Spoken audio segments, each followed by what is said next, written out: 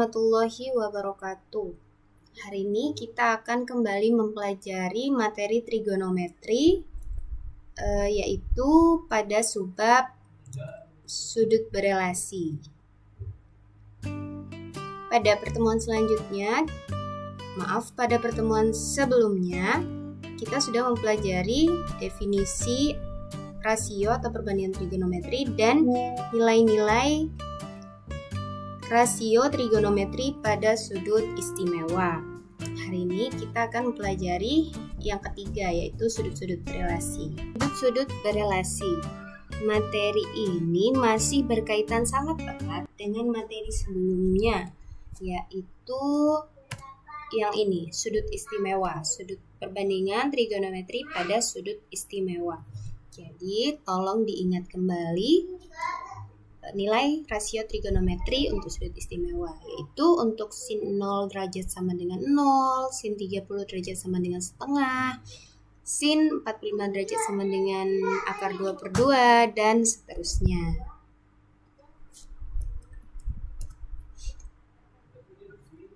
Nah, apa sih sudut berelasi itu? Sudut berelasi merupakan sudut di kuadran 2, kuadran 3, dan kuadran 4 yang nilai rasio trigonometrinya bersesuaian dengan sudut-sudut di kuadran 1.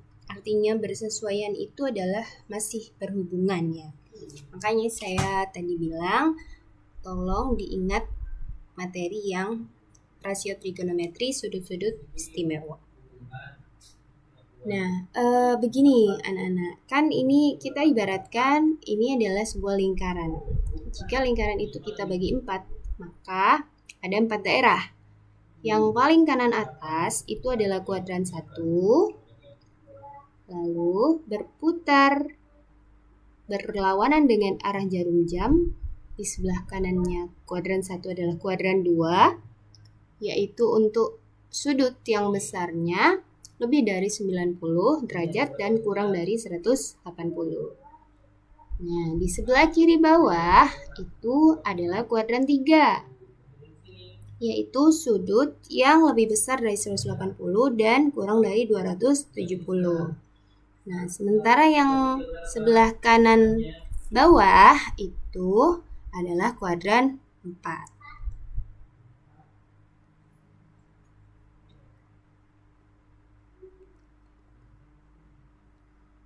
Lalu bagaimana nilai rasio trigonometri di setiap kuadran yang sudah saya sebutkan tadi? Di kuadran 1 bagaimana, kuadran 2 bagaimana, kuadran 3 bagaimana, dan kuadran 4 bagaimana. Nah, pada kuadran 1 semua rasio trigonometri bernilai positif. Jadi sin positif, cos positif, tangannya juga positif. Di kuadran 2 yang bernilai positif hanya sin. Di kuadran 3 yang bernilai positif hanya tangan saja. Di kuadran 4 yang bernilai positif hanya cosnya. Nah, ini contohnya, contoh soalnya ya. Di kuadran 2 itu gimana sih nilai trigonometrinya, perbandingan trigonometrinya? Ini ya, kita pakai perbandingan 180 derajat dikurangi theta.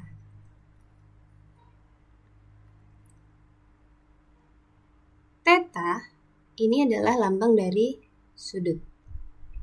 Kadang-kadang di buku teks atau sumber lain ada yang menyebutkan theta ini adalah alfa, beta, dan seterusnya. Tidak apa-apa. Alfa, beta, theta, gamma itu adalah lambang dari sudut. Nah, jadi untuk kuadran 2, sin 180 dikurangi theta itu akan sama dengan sin theta. Cos 180 dikurangi theta sama dengan min cos theta. Sedangkan tangen 180 min theta sama dengan min tangen theta. Seperti yang disebutkan di halaman sebelumnya ini, bahwa di kuadran 2 hanya sinnya yang positif ya. Jadi sinnya saja yang positif, selain sin itu negatif semua. Gitu. Sekarang kita ke contoh soal. Tentukan nilai cos 135. Nilai cos 135. Yang pertama, kita tentukan dulu 135 ini letaknya di kuadran berapa. Ini ya, saya kasih coret-coretan di bawah kolom pengingat. Ini yang ada gambar sobekan kertasnya. Di bawahnya ini adalah kolom pengingat. Ingat letak kuadran dan nilai trigonometri sudut istimewa. Ini adalah kuncinya. Jadi yang pertama banget kalian harus tentukan adalah letak kuadrannya. Jadi si 135 ini terletak di kuadran berapa sih? Di kuadran 2. Ya, karena kenapa? Karena ini 135 kan ada di sini antara 90 sampai 180 kan. Jadi 135 itu terletak di kuadran 2. Oke, kuadran sudah. Sekarang kalau kuadran 2 berarti cosnya negatif. Oke, ini negatif ya. Cos di kuadran 2 nilainya negatif. Nah, kemudian kita lihat di sini. 135 itu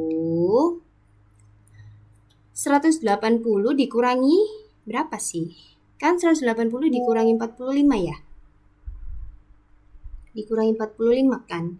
Jadinya nilai dari cos 135 itu akan sama dengan min cos 45 ini. Sesuai dengan ini. Oke, begitu. Kalau sudah ketemu min cos 45 derajatnya, kita lihat di tabel istimewa. Tabel trigonometri sudut istimewa. Cos 45 itu kan ini. Cos 45. Yang ini ya. Cos 45 itu nilainya 1/2 akar 2. Tapi karena di kuadran 2 maka cosnya bernilai negatif. Jadi nilai dari cos 135 adalah min setengah akar 2. Seperti itu. Semoga bisa dipahami ya. Baik, kita lanjutkan. Sekarang di kuadran 3. Nah, kuadran 3 itu adalah sudut yang terletak antara 180 sampai 270.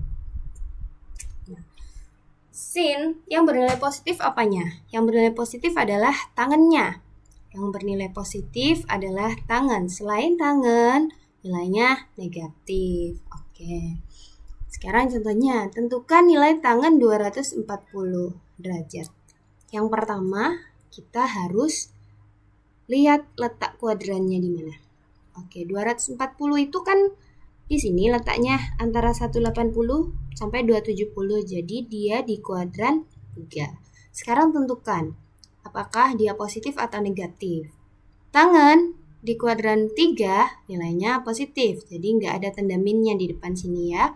Kalau yang tadi itu karena cos di kuadran 2 jadi tandanya negatif. Kalau di sini tangan di kuadran 3 nilainya positif. Oke.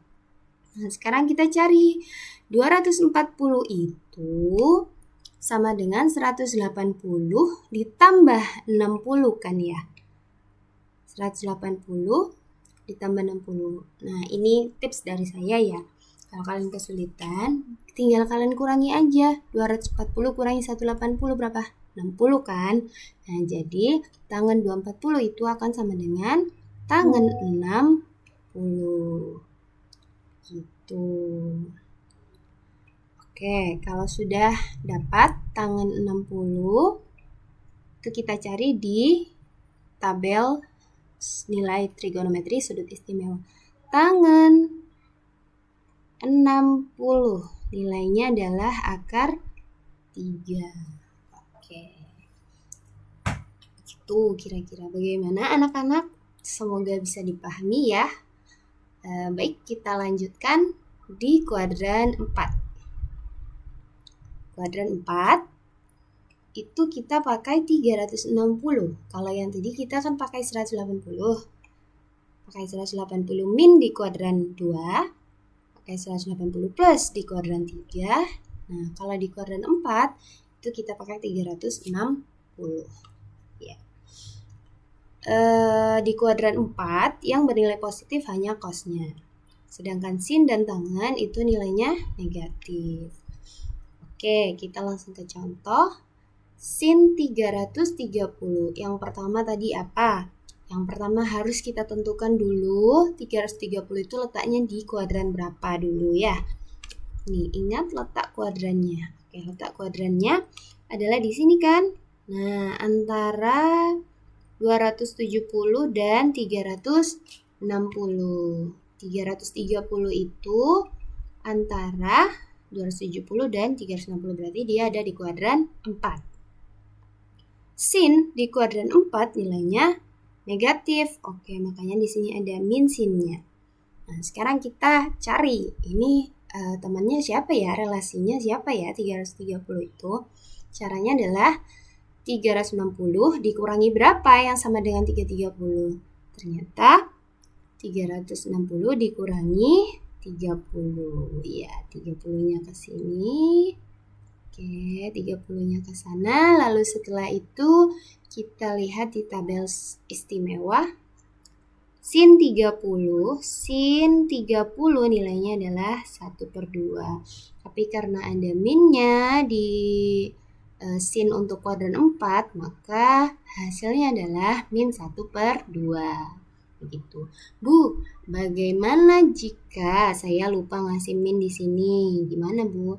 Ya salah jawabannya. Jadi harus sesuai ya dengan ketentuannya begitu. Kalau min setengah ya min setengah.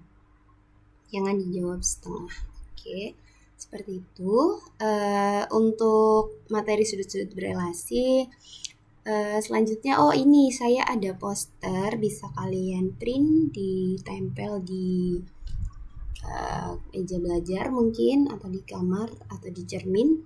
Nah, ini ya biar kalian ingat untuk sudut-sudut berelasi 180 derajat, 270 derajat.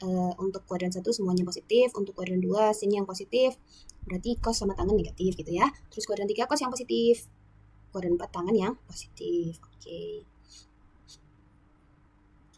Ini asintos, all sin tan cos, semua positif. Kuadran 1, kuadran 2 sin positif, kuadran 3 tangan positif, kuadran 4 cos positif. Gitu, oke. Baik, untuk selanjutnya silakan kalian berlatih mengerjakan soal-soal ini 1 sampai 6 ya. Sebutkan 5 sudut yang terletak di kuadran 2. Sebutkan 5 sudut dan seterusnya. Dan sampai jumpa di pertemuan selanjutnya. Terima kasih. Wassalamualaikum warahmatullahi wabarakatuh.